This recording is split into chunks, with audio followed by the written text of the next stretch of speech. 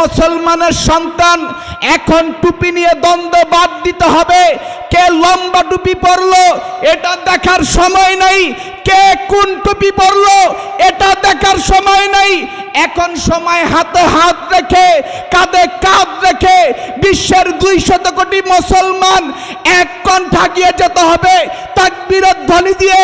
যেই নাস্তিকগুলো আমার নবীকে নিয়ে কটূক্তি করবে তাদের মোকাবেলায় দাঁড়িয়ে যেতে হবে। কথা বলেন ঠিক কিনা? আল্লাহ রাব্বুল আলামিন বলেন, ইন্না ফাতাহনা লাকা ফাতহাম মুবিনা, হে নবী নিশ্চয় আমি আপনাকে সুস্পষ্ট বিজয় দান করেছি। তো তাফসীরগণ লেখেন সুস্পষ্ট বিজয় দান করেছি। এই বিজয় কোন বিজয়? এই বিজয় সাধারণ কোনো বিজয় নয়। আমার নবীকে মক্কা থেকে যেই আবু জেহেলের শয়তানের দলবলগুলা মক্কা থেকে তাড়িয়ে দিয়েছিল, আমার নবী 6টা বছর পর্যন্ত মক্কায় যেতে পারে নাই। উমরা করতে গিয়েছিল 6ষ্ঠ বছরে, উমরাও করতে পারে নাই। সেই বিনিময়ে আমার আল্লাহ সুস্পষ্ট বিজয়ের সুসংবাদ জানিয়ে বলতেছে, ও নবী আমি আপনাকে সুস্পষ্ট বিজয় দান করব, তবে আপনাকে ধৈর্যের বিনিময়ে, আপনার এই ত্যাগের বিনিময়ে, যেই মক্কা থেকে আপনাকে মেরে তাড়িয়ে দিয়েছে, যেই বেঈমানগুলা আপনাকে কষ্ট দিয়েছে, ও নবী অপেক্ষা করেন, আপনাকে এই মক্কার ক্ষমতা আপনার হাতে তুলে দিব। আল্লাহু আকবার জোরে বলেন। একটা কথা বলতে চাই, ও মুসলমানের সন্তান, এখন টুপি নিয়ে দ্বন্দ্ব বাদ দিতে হবে। কে লম্বা টুপি পরলো এটা দেখার সময় নাই, কে কোন টুপি পরলো এটা দেখার সময় নাই।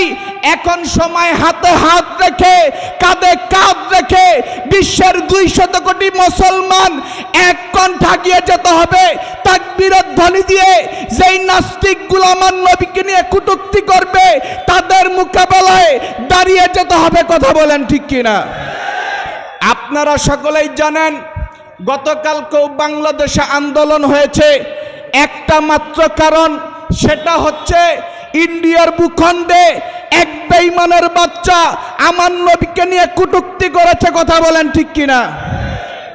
ইন্ডিয়ার মুসলমানরা যদিও সংখ্যালঘু, তবে ইন্ডিয়ার মুসলমানরা দেখিয়ে দিয়েছে তারা তাদের জীবনের চাইতে, তাদের পরিবারের চাইতে, তাদের মার চাইতে, তাদের বাবার চাইতে নবীকে বেশি ভালোবাসে। কথা বলেন ঠিক কিনা?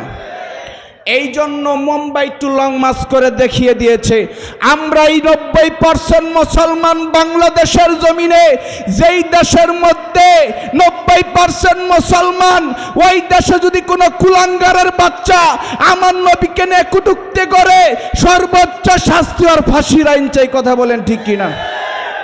আল্লাহ রাব্বুল আলামিন সংক্ষিপ্ত সময় আমাকে দিয়েছে, এই জন্য আমি সামনে বাড়বো না, শুধু একটা কথা বলেই শেষ করব। ইন্না ফাতাহনা লাকা ফাতহাম মুবিনা, আল্লাহ যেমনি ভাবে আমার নবীকে সুস্পষ্ট বিজয় দান করেছেন, মুসলমান যদি আবারও এক হয়, সামনে বাইতুল মুকাদ্দাসের বিজয়ও মুসলমানরা হাসবে। কথা বলেন ঠিক কিনা? বাইতুল মুকাদ্দাস এটা বেঈমানদের সম্পদ নয়, বাইতুল মুকাদ্দাস এটা কোনো নাস্তিকের সম্পদ নয়, এটা মুসলমানের সম্পদ।